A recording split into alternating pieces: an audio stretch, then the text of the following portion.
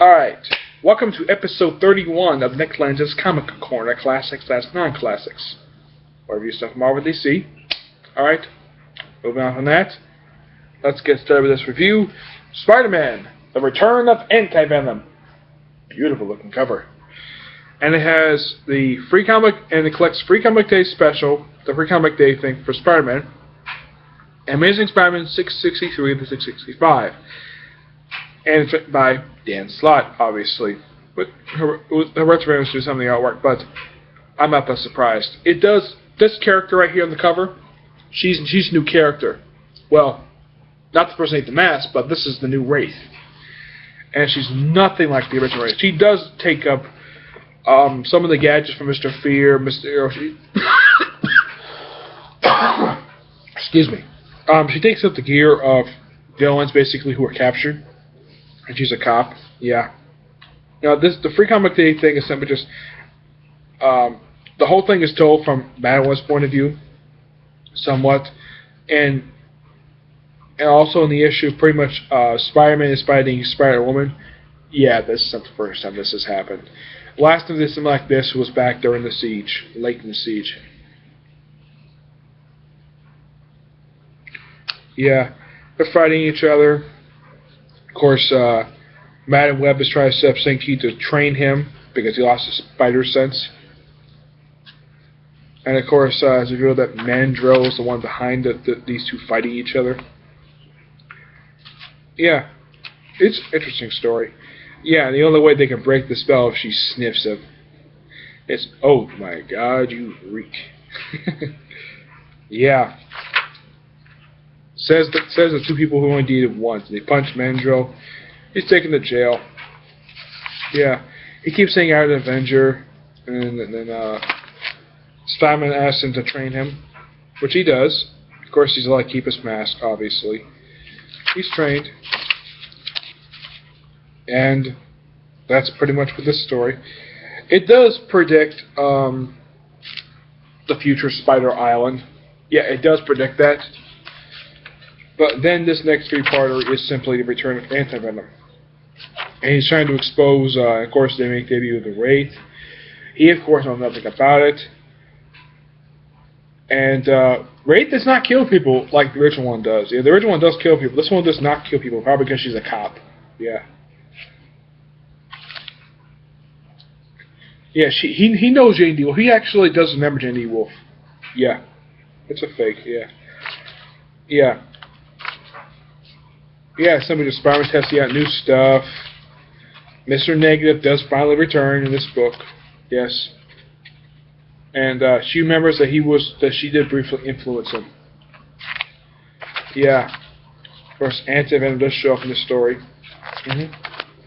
Yeah.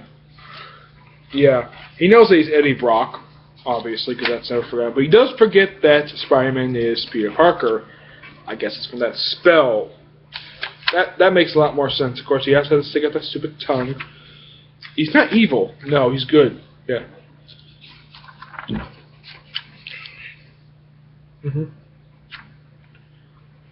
Yeah, it's a pretty interesting story. Just a team up between these three people. Fighting Mr. Negative. And then she basically using facial recognition software, which is somehow in our mask. And, let's see if I get to that page. Yeah. I'm not going to spoil too much of this. Reveals he's an Avenger. Yeah. And of course, she does know that she's the Wraith. Yeah. Let's see, where is that page here? Here it is.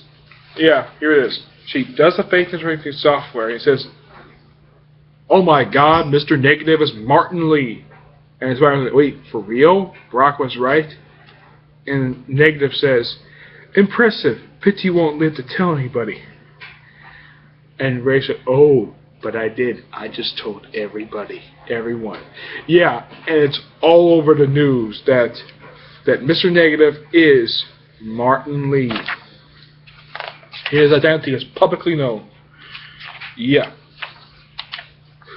And that's that story. 665. Now, the return of Anti-Venom was a two-part story. Yes. But this story has nothing really much to do with that. It's simply just Betty Brant and Flash Flash, of course, has had his new legs. Yeah, of course, she gets mugged when Peter's having his excuses used to take her to the movies, and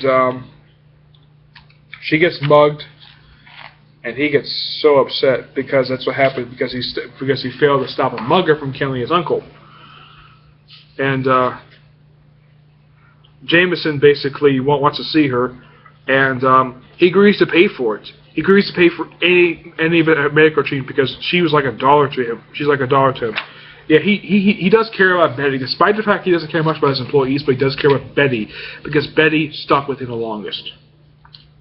Yeah, and of course, Spider-Man beats the mugger. Well, not really the mugger, just the guy who basically bought up stolen merchandise from him. Yeah, of course, I think he does eventually find the mugger, because he does spend some time with her afterward. Oh yeah, he does find the mugger after he spends some time with her. Give her a movie night. Yeah. Then he eventually finds the mugger and whips him up. Yeah. This is basically like thanks but no thanks story. It's a very dumb story. Yeah. Yeah, that's the whole gist of this stupid story. I don't like that story very much. I'll Never Let You Go. This is basically Peter Parker when he was young. I'd say early teens. It's spanked a bit. Yeah. And then that's pretty much it for that part of the story. And because everything that's happened recently, Jay and May basically move out of the city. Move out of New York and move to Boston because of that. Yeah. Yep. And of course, Mary Jane takes them on a little reminiscing tour of the house, like the parlor where she found May giving tea to Doc Ock, pulling a gun on the Vulture, pulling up laundry with Eddie Brock when he was Venom.